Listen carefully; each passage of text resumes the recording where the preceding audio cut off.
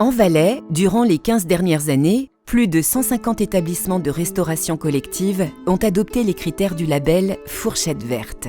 Ils proposent quotidiennement des repas variés et équilibrés. Malheureusement, l'utilisation de produits de proximité n'était qu'une recommandation. Parallèlement, la démarche « Cuisinons notre région », développée par l'École d'agriculture valaisanne, cherchait à augmenter la part de produits de proximité dans les cuisines collectives. La version 2.0 de Cuisinons notre région réunit ces deux démarches, en mariant l'équilibre alimentaire et la durabilité globale. En juin 2020, une décision du Conseil d'État a rendu obligatoire l'adhésion à cette démarche pour tous les établissements subventionnés à plus de 50% de leur budget. Mais qu'apportent ces projets? Et comment sont-ils vécus sur le terrain?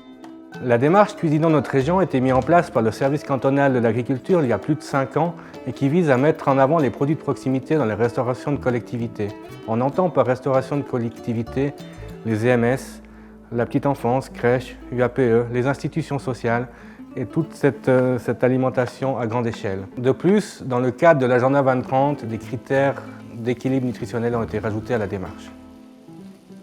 Consommer durable, c'est valoriser nos produits locaux et nos fournisseurs locaux, mais on ne va pas arrêter la culture culinaire et on va aussi continuer à consommer des produits hors Suisse, mais de manière durable, ça veut dire avec des labels et en travaillant des produits de saison. Il n'y a pas de contrainte dans l'approvisionnement des produits locaux. Les maraîchers sont sur place, le Valais est petit, donc on peut être très vite approvisionné. Maintenant, certaines contraintes vont être avec des anciennes habitudes. On travaille avec des pistaches, des amandes, des noisettes qui viennent d'autres pays.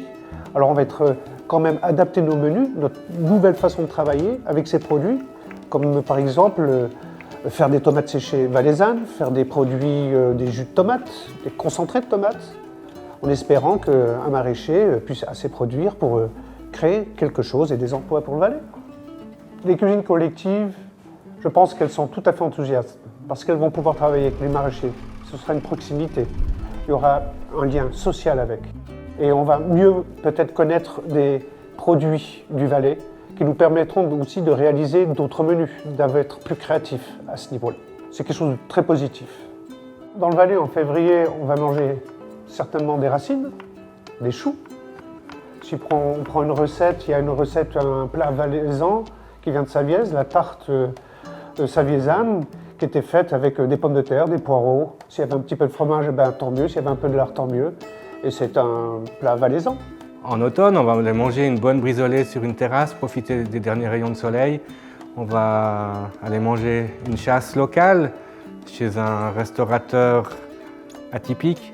On va valoriser nos produits de maraîchage, tels le chou rouge, les choux de Bruxelles. Et en dessert, je dirais une bonne poire pochée au safran de Mund. Notre alimentation influence non seulement notre santé, mais aussi notre environnement.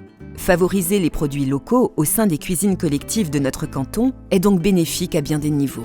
Une partie de ces établissements représente des écoles, crèches et UAPE. Il est d'autant plus important de les sensibiliser à une alimentation plus durable, équilibrée et de proximité, puisqu'ils sauront adopter de bonnes habitudes alimentaires et d'achat et les transmettre aux générations futures.